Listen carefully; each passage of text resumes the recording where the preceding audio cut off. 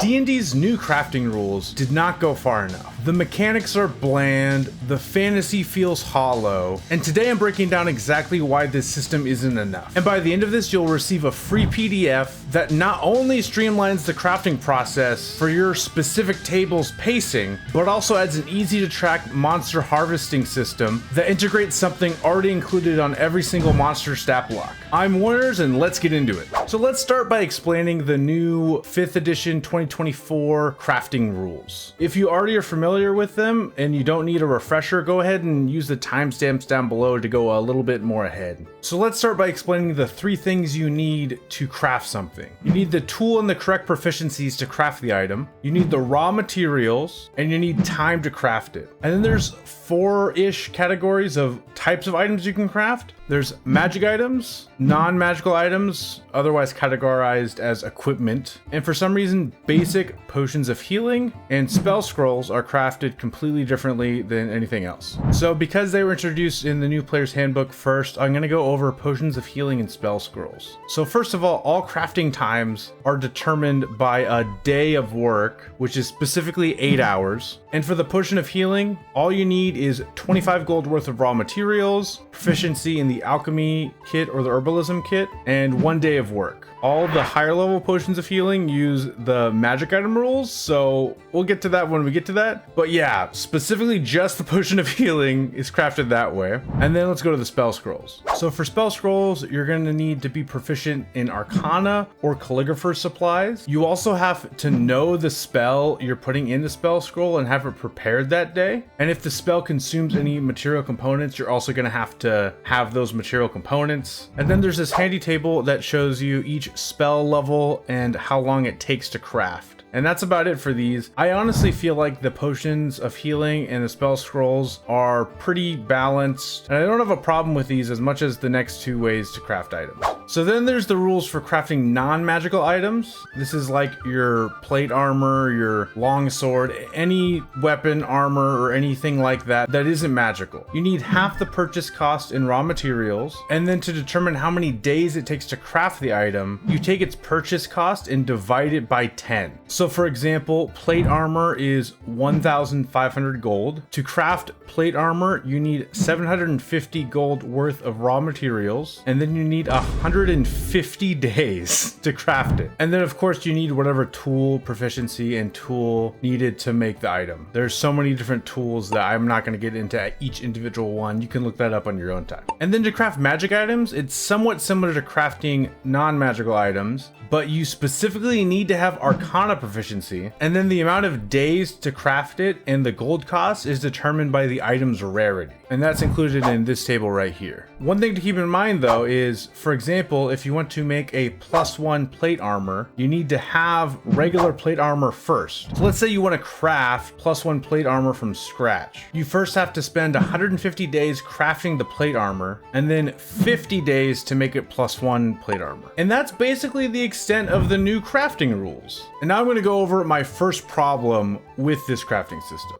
The crafting times are way too long for a lot of tables. The crafting times are so long for some of these items, especially when they go up in rarity, that it almost feels like they don't even want you to use this crafting system if you're playing a campaign that doesn't have a lot of downtime. And just to put in perspective how many campaigns don't have a lot of downtime, I did this poll with my subscribers, and let's just say, yeah, most tables don't have a lot of downtime. And yes, they did add the new Bastion system, which I really like the new Bastion system. And in the current game I'm DMing for, we are using the new Bastion system. And if you're unfamiliar with the new Bastion system, basically you have a home base and you can use hirelings to make items for you, which could potentially speed up the process. But not everyone is going to use Bastions because they are an optional rule. Also, just because a hireling is making something for you, if it takes 150 days to craft it, that's still a really long time. There is a rule where you can have multiple people craft something together, and so that is another way to speed up crafting. But I have a solution to this that is really simple to use, and I think it would make crafting a lot more interesting and viable at a lot more tables. So first of all, based on how they made the crafting system, if they think most tables will actually use the crafting system, it seems like they think people have a few weeks to even a month of downtime between adventures in a campaign. And based off my poll, that's definitely not true. Because let's say you're like level 10 to 15 and you want to craft a rare magic item. And let's say you have a buddy to help you. A rare magic item takes 50 days to craft by yourself, but with a friend helping you, it will be shortened to 25 days. So like if you have like 3 weeks to a month of downtime, then it's possible for you to actually craft this. A very rare item would take you 125 days. Very rare items are usually really powerful. So let's say again, you have a friend helping you. This would make it 63 days to craft, which let's say you have about a month between each adventure. It'll take you 2 separate downtimes to make the item, which is still really slow, but it's a bit more realistic. And then let's say you're getting to like level 20 and you want to make a legendary magic item. It would take 250 days to make it. With a friend helping out, 125 days. If you're using the standard crafting rules, I don't think you'll ever be able to craft a legendary magic item.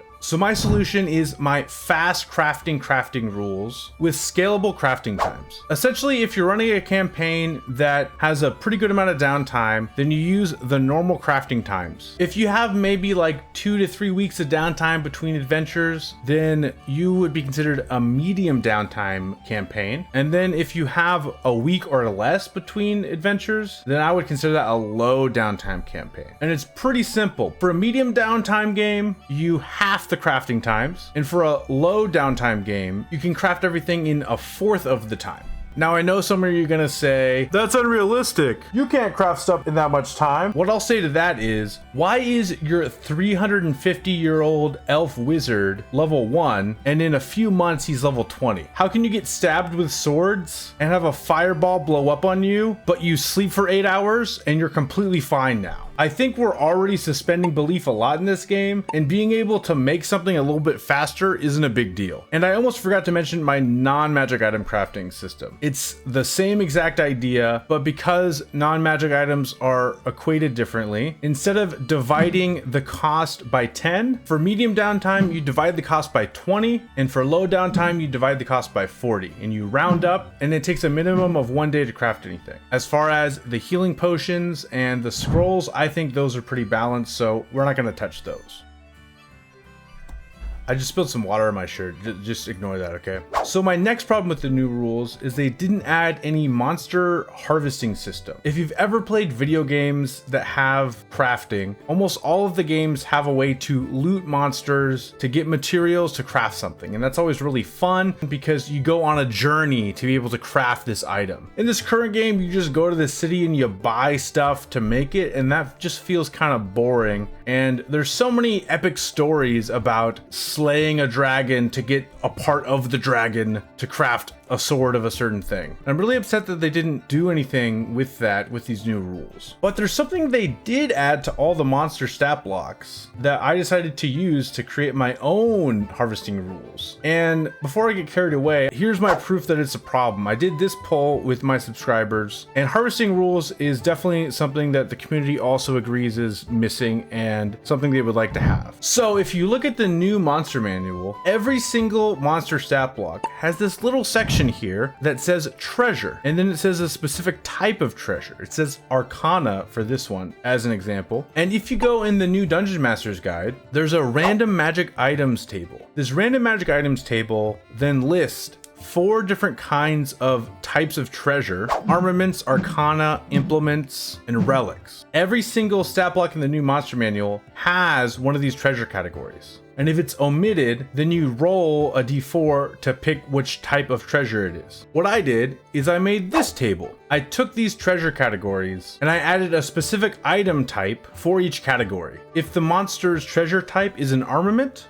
then maybe instead of dropping a magic sword, they instead drop the magical essence to craft a sword. If you slay the Lich, they have the treasure type of Arcana. They might drop the materials to make a magical staff of power. This random magic items table is really cool, but they, for some reason, didn't add a CR to magic item rarity table to it. So I went ahead and made this table that links the challenge rating to an item rarity. So what Dungeon Masters can do now using this system is, so the party slays a dragon. find the treasure type, then look at the challenge rating. Oh, their challenge rating 10 and their treasure type is an armament. The dragon drops 2000 GP worth of raw materials to be able to craft a weapon or armor. It's as easy as that. And if you'd like to read more in detail of this harvesting and crafting system, I have the PDF down below for free on my Patreon. Also, if you happen to not know, I launched my Patreon this week, and every month I come out with a new 5e compatible subclass with amazing art that I commission. This month we have the Circle of Herbalism Druid. This is the Druid's answer to the Artificer's Alchemist. It can use its wild shape to go into these hybrid plant forms that do different things. And then at later levels, it can brew these potions of healing that have extra added effects, such as being able to do one attack as you drink your potion, or going invisible until the end of your next turn. I also have the Oath of Radiance Paladin that I came out with last month, and the Gravity Warden Ranger as well. So if any of those sound interesting to you, then check out my Patreon. Let me know what you guys think about these crafting rules, and if you think you'll be using it at your table. If you feel like you've gotten value out of this video, then please like the video down below. I would really appreciate it. And thank you guys so much for watching. Peace out. See you next week.